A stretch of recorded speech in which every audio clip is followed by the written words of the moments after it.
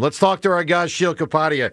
He does a phenomenal job, of course, for The Ringer and always covering both the Eagles and the entire National Football League. Sheil, good morning, dude. Good morning, guys. How you doing? Good, man. Great. So I'll tell you, let's do the early happy Thanksgiving, Sheil. Normally I say it to people on the way out the door, but happy Thanksgiving to you, bud. Happy Thanksgiving to you guys. Thank you, sir. All right, so Sheil, I have a theory that people this week have been too down on the Eagles. That things are still pretty darn good. Am I right or am I wrong?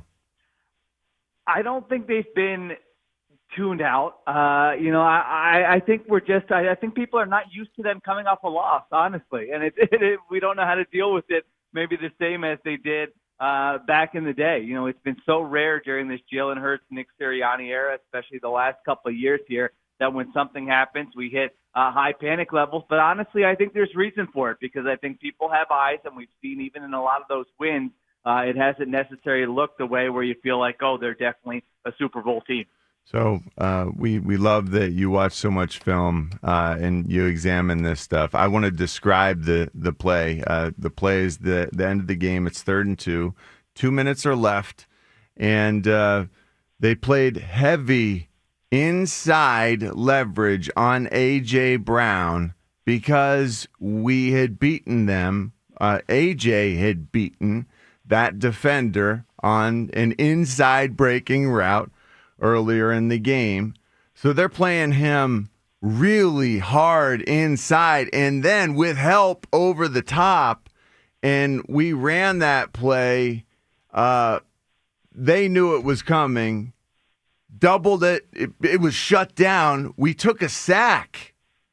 Why? How is it possible that at this point of the season they counter the obvious and we take a sack at the most critical moment in the game, Sheil? How is it that our offense appears that rudimentary? Am I losing my mind?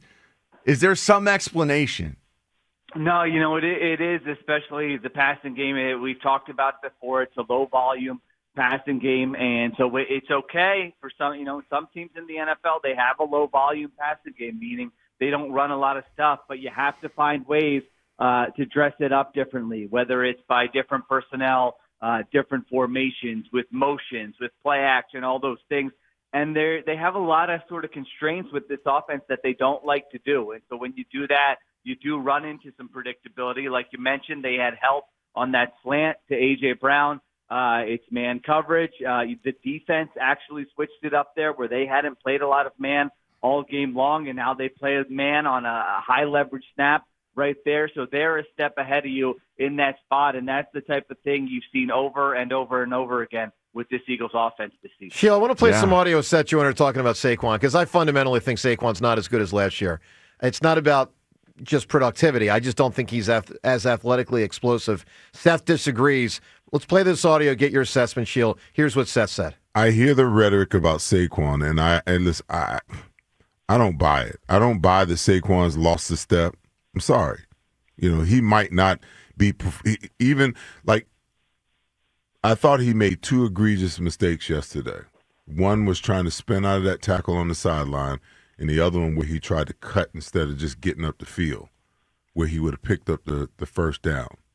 Other than that, listen, the guys that he is as explosive and as dominant of a player as he was last year, in my mind.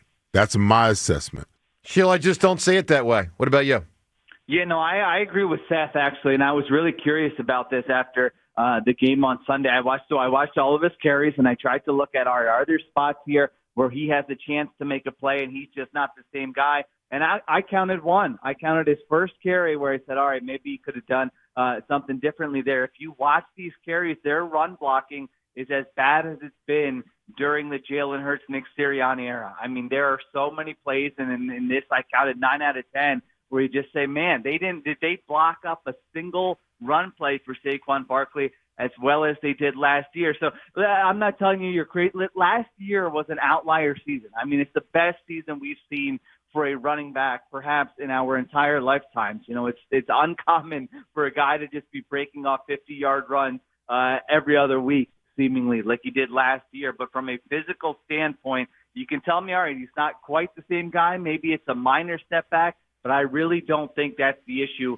with this run game. I just think schematically, not having Jalen Hurts involved in the run game, the run blocking, you add all those things up, and they're just not a good running team right now, and it's really at the foundation of a lot of their offensive issues. Thank you, Sheil. Thank you so much for that. So, Sheil, I'm glad to hear you say it. I don't agree. Look, I've seen a lot of pro football, and I know this. He was supposed to take a step back, independent of the line. He was supposed to be a little bit beat up. And I hope you're right. I don't think you're right. We'll see where the future goes. I have concerns. Seth, Sheil, what is the problem offensively? Can it be corrected with a different play caller, Sheil? Well, it's an interesting question. I'm curious to see how it goes on Friday because that's a defense against the Bears that every offense moves the football against them. Really, they feasted on turnovers, but they are not a good defense. They're not a sound defense, and they're not a healthy defense. So this is, I think, a big game in regards to that question. It's number one in turnovers. Yeah, that's the thing. So they're kind of set up for this Eagles offense because the Eagles, what's the one thing they do well? They don't turn it over. They don't turn it over. So you really have a chance this week. The play calling has not been good. I just don't see anybody on staff. Like, I'm wondering what they would do if they made a change. Would it go to Nick Sirianni? Is there someone else on staff? Usually you have that senior offensive assistant, someone with that experience where you say, hey, we need a spark. We're going to make a change here. I don't know who that person would be. How about Scott Loeffler? It could be. I don't know what they think of these guys on staff, whether they think one of those guys could give them a spark or not. And I will say this.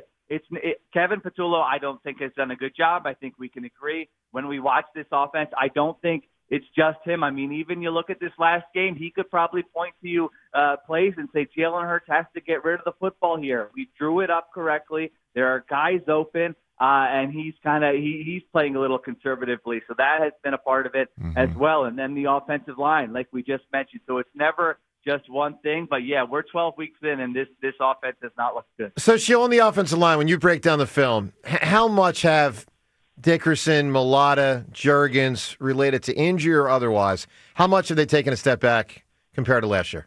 I thought this last game was maybe the worst the offensive line has played all season long. I was pretty concerned watching them against Dallas. Yeah, I do think it's a step back, and I was trying to think of the last time, an Eagles offensive. I don't think an Eagles offensive line during the Sirianni Hurts era has had the struggles that this group is having right now. And most weeks it's more in the run game than the pass game. I thought last week it was in the pass game as well. Of course, you got Fred Johnson out there at right tackle. So, yeah, it's just not nearly I wouldn't tell you it's like a bad group if you're looking league-wide. Hey, no, I don't think so. I think it would be more mediocre, and there are weeks where it's above average. But overall, compared to the standard that we've seen for these teams, it is quite different. How much of that, though, Sheil, could you tell was because, as Landon Dickerson was saying, there was some indecision amongst the offensive line. When they had a jam front, they had a different set of rules that they needed to use, and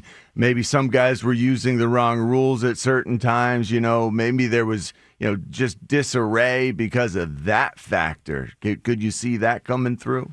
Yeah, that's on there on the film as well, because it's not always, hey, this guy just got beat one-on-one. Now, there is some of that, but there are ones where you say, wait a minute, there are two guys doing that and one guy doing this. This doesn't look like everybody's on the same page. So, like you mentioned, that's on there as well. So it is both execution, missed assignments, one-on-one. You add all those things up, and it can get a little sloppy. Sheil, I'll tell you the last time they were this bad.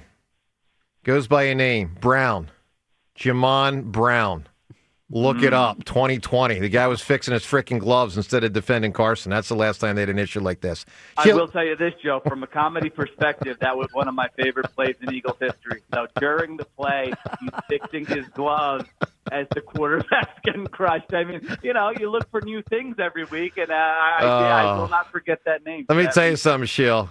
You can call it comedy. I'll call it shame. In the Hall of Shame of Eagles history, that and in 2015 when DeMarco Murray slid. Yes. They're two of the most astoundingly horrendous plays I've ever seen. Hold on, the play was still going, so the whistle You don't had remember? not been You don't blown. remember? The play had not the been. It clip was went not dead. viral. Oh yeah. John, this guy remember played that. one game and was gone. There's no way they I could remember the continue with this guy. name vaguely. Oh, it was a I think I They didn't even let him keep the disaster. gloves. Yeah. It was- I'm not trying to get sentimental, but that is what I'm thankful for. If anybody asks me today.